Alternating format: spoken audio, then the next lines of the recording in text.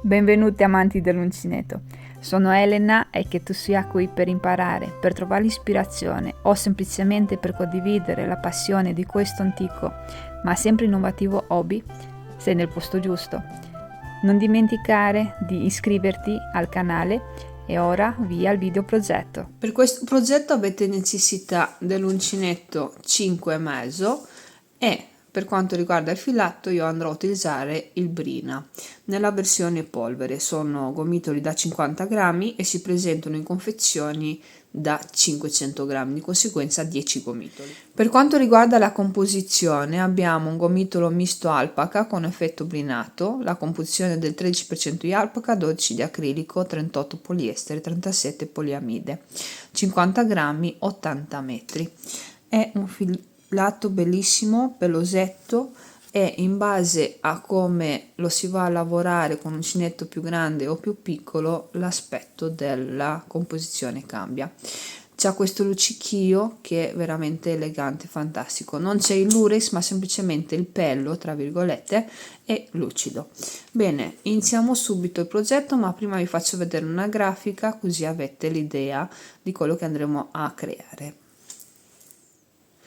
Io questo progetto lo chiamo le 3S perché con un progetto solo andremo a avere una stola, una sciarpa e uno scial racchiuso tutto insieme. In pratica iniziamo con una catenella che andiamo a lavorare un rettangolo da chiudere, dopodiché questo rettangolo lo andiamo ad aumentare in questa maniera. Non vi preoccupate che vi darò tutti i passaggi, quindi non c'è bisogno che prendete appunti. E in seguito andremo a lavorare questo pannello che mano a mano si allarga da qui da poter avvolgerci attorno. In base al filato, a quanto lo volete largo questo progetto oppure stretto, può essere più predisposto per essere una stola, uno scial, oppure se è veramente sottilissimo una sciarpa. È un progetto che avete già sul mio canale come base per un uomo soprattutto o per una sciarpa semplicissima. Oggi lo andremo a svilupparlo per farlo diventare molto più femminile. Andremo a utilizzare un punto a rete, punto alto e catenella, quindi un quadratino normale. È facilissimo da lavorare, semplicemente decidete voi cosa vorreste che diventasse. Detto ciò, potrebbe diventare anche tutto insieme, perché a quanto diventa lungo e comodo potrebbe essere indossato in tutte e tre le maniere, che alla fine lo scial e la sciarpa a volte si assomigliano, ma soprattutto stola e sciarpa. Bene, iniziamo prendendo l'uncinetto e il filato, vi faccio vedere come si crea. E il mio progetto originale è già pronto, come vedete ce l'avete sotto in grafica. Lo vedrete sicuramente indossato ancora meglio, però noi oggi andremo a fare un campione per vedere da dove si parte e come si gestisce. Per quanto riguarda il pezzo originale, io qui ho 12 punti alti, di conseguenza 12 catenelle. Allora, per quanto riguarda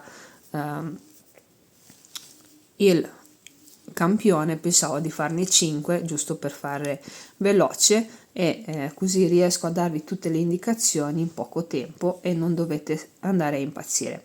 È normale che voi dovete decidere quante catenelle mettere in base al filato che avete, perché il mio è molto spesso, lo sto lavorando col 5,5. Se voi avete un filato molto più spesso o molto più sottile, magari questi punti diventano il doppio o magari la metà. Intanto prendiamo il filato, facciamo un'asola piegando il filo, prendiamo il filato, non lo stringiamo, il classico nodo, non lo dobbiamo stringere. Andiamo a fare altre 4 catenelle. Nel pezzo originale, mi raccomando, come ho detto prima, sono 12. Se avete lo stesso filato che utilizzo io, sono 12 le catenelle. Ne aggiungo un'altra per iniziare il lavoro. Entro in quella precedente, vado a fare punto basso e 2 catenelle. Carico e vado a fare semplicemente delle maglie alte. È veramente bello da lavorare e resta comunque molto gonfio. Si sentono tutti i filati tra le dita. Qua nell'ultima, che in realtà è la prima, vedete che è molto larga, andiamo a fare il mio punto alto. Prima di andare nella prossima riga lo stringiamo, così si chiude. Non stringete troppo, cioè non deve essere il nodino. Cambiate riga, entrate, fate punto basso e 2 catenelle, caricate, andiamo a fare maglia alta. Per quanto mi riguarda, nel pezzo originale sono 16 righe. Come notate, io infilo la mano tranquillamente.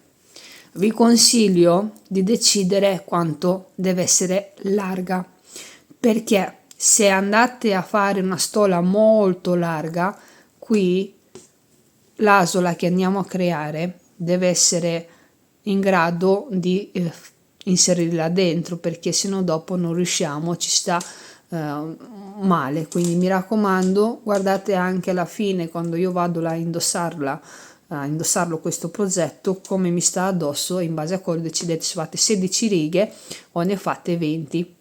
Ok, intanto io vado a fare un po' di righe per questo rettangolo e ci ritroviamo per proseguire. Dopo aver lavorato la striscia rettangola, quindi delle righe di andata e di ritorno per tutte le righe che desiderate, la chiudiamo in questa maniera e andiamo a unire questo con questo. Quindi creiamo un'asola, entriamo semplicemente in tutti i punti e li uniamo facendo una riga di punto basso. Non dovete aumentare, non dovete fare nulla. In pratica stiamo facendo la base per quanto riguarda il proseguo del lavoro.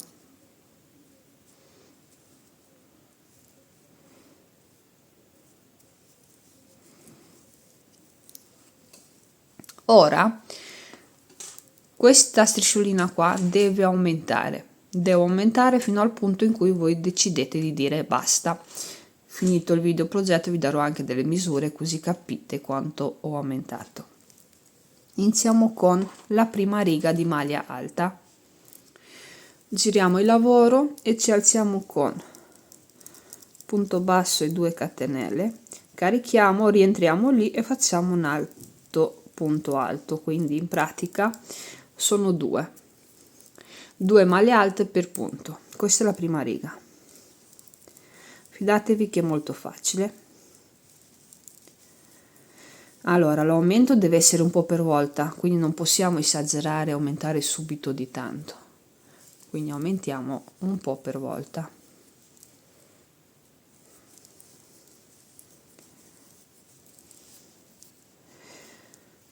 Arrivati in fondo concludiamo anche la prima riga, lavorate tutti i punti, mi raccomando.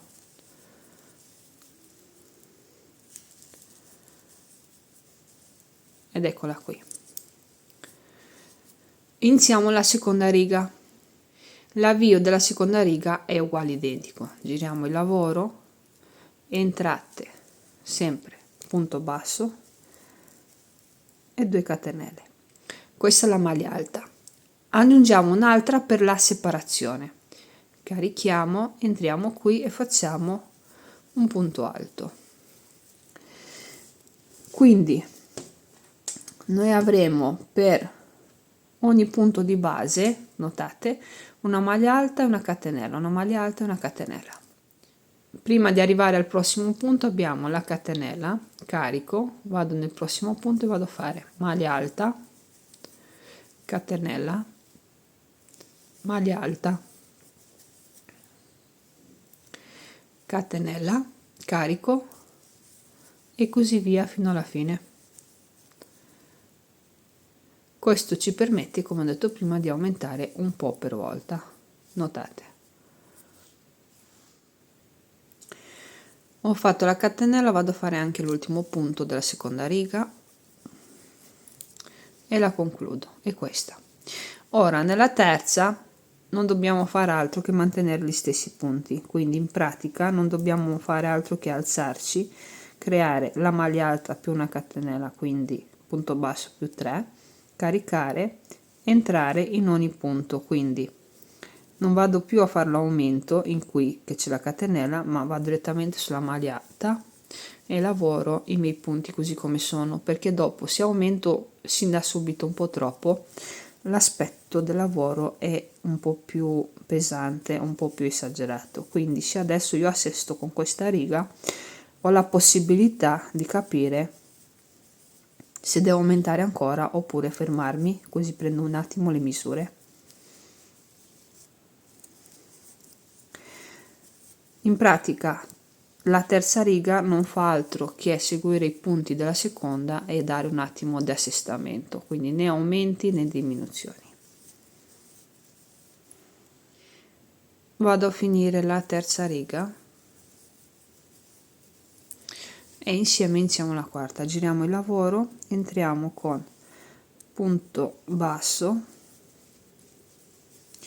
2 catenelle da maglia alta e una di separazione. Carichiamo, rientriamo qui e facciamo un punto a V, che in realtà poi diventerà un bel quadratino, perché non mi basta questo come aumento, lo voglio ancora di più.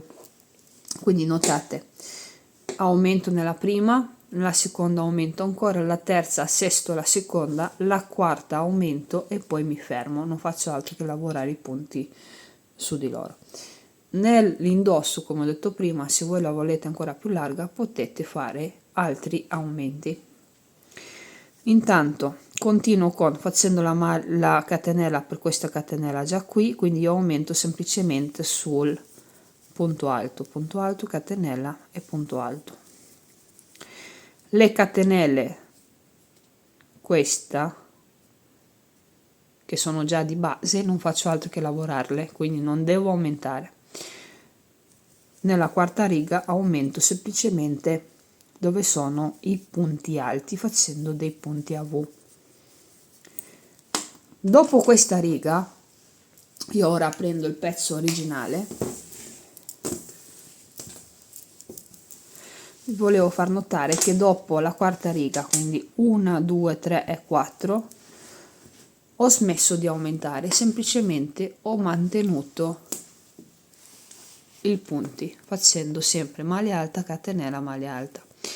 Per quante righe? Le righe le decidete voi. Io personalmente sono andata a utilizzare tutti i 10 gomitoli, in realtà mi manca uno che è quello con cui vi ho fatto vedere il campione. Ora vi do un po' di misure. Intanto l'asola è larga 10 cm e lunga 16, quindi in totale sarebbe stata 32, per farvi capire quanto è grande il progetto. Poi per quanto riguarda la larghezza, faccio un po' fatica a inquadrarla, ma comunque vi prendo così le misure. Sono 85 centimetri.